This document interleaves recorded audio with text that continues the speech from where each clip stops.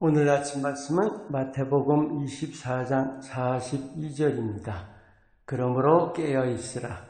어느 날에 너희 주가 임하는지 너희가 알지 못함이니라.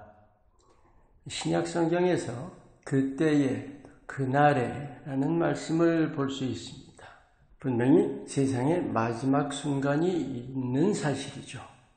근데 예수님 오신 지 2000년이 되도록 초대교회부터 늘 들어왔던 그런 말씀이라고 생각하니까 관심 없기가 참 쉽습니다. 오늘 이 말씀, 예수님께서 마지막 때에 대해서 말씀해 주신 내용 중에 가장 중요한 것은 깨어있으랍니다.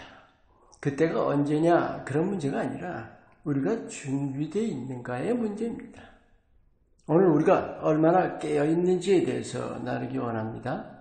여러분, 그 시대를 보는 눈이라는 그 뜻이 뭔지 아시겠죠? 때를 알아보는 눈.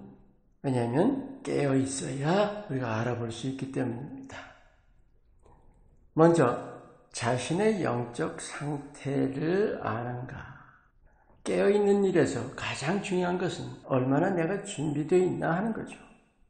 이 땅 삶은 내 영적인 성장의 기회입니다. 나 믿었어요 로 끝나는 것이 아니라 믿는 순간부터 전혀 새로운 시작입니다. 왜냐하면 내 안에 그 거듭난 영이 자라가야 합니다. 그게 믿음의 삶의 주된 내용입니다. 보이진 않죠. 느끼지도 못하지만. 하지만 그게 가장 중요합니다. 하나님은 성장의 기회를 계속 주십니다. 그런데 언제 그 기회를 거두어 가실지는 주님께 달린 거죠. 예수님께서 재물 모으는데 힘쓰는 어떤 사람을 보시면서 내일 네 생명을 아버지께서 취해가신다면 그게 무슨 소용이 있겠느냐. 바로 그거예요. 우리가 이 땅에서 주신 기회를 소중히 여기고 늘 자라가기를 힘써야 합니다.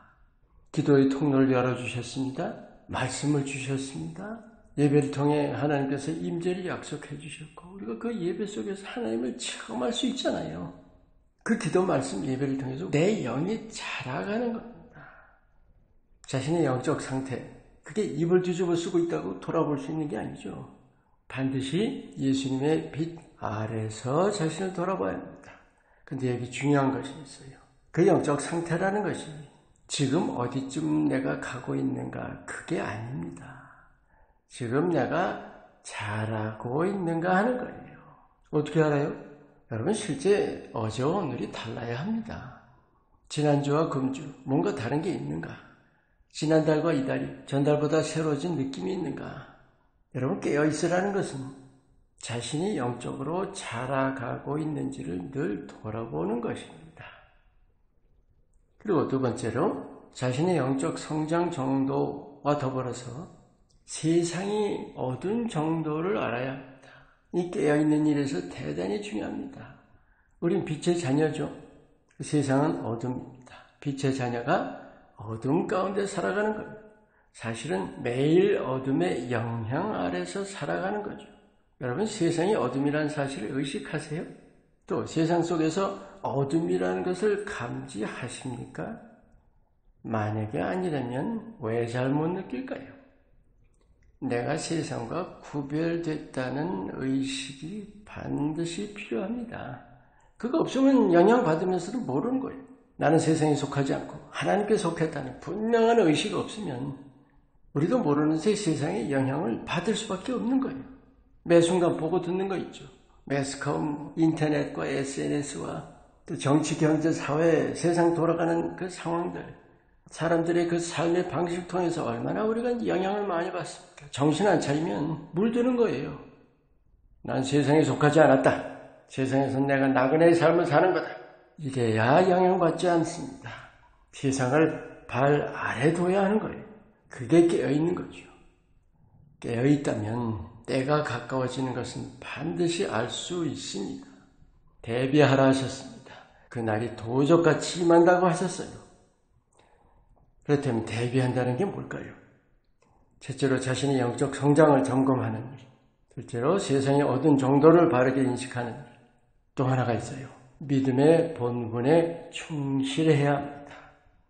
믿는 삶은 나 위한 삶이 아니라 나 위해 죽으시고 다시 사신 그분을 위한 삶입니다. 예수님께서 십자가와 부활로 이루신 그 일을 세상에 내가 적용해야 하는 겁니다. 구원받는 일은 기본이에요. 하나님께 쓰임받는 일이 메인이에요.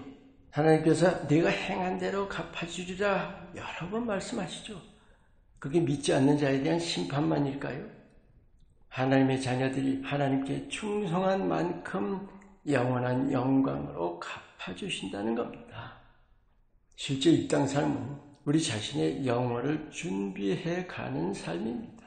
자신의 영적 성장은 물론이고 하나님께 충성하는 그 분량을 내가 쌓아가는 것. 깨어있으라는 것은 모든 일, 모든 관계, 또 모든 상황에서 하나님의 나라와 하나님의 의를 추구하는 것입니다. 약속하셨잖아요. 하나님께서 책임져 주신다고. 두려운 분위기를 조성하는 것은 정말로 믿는 자라면 마라나타, 주여 오시옵소서 하는 그 마음이어야 합니다.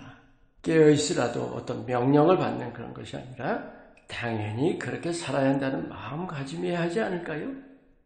세상이나 사람 바라봐서는 결코 불가능합니다. 반드시 세상을 위에서 내려다봐야 합니다.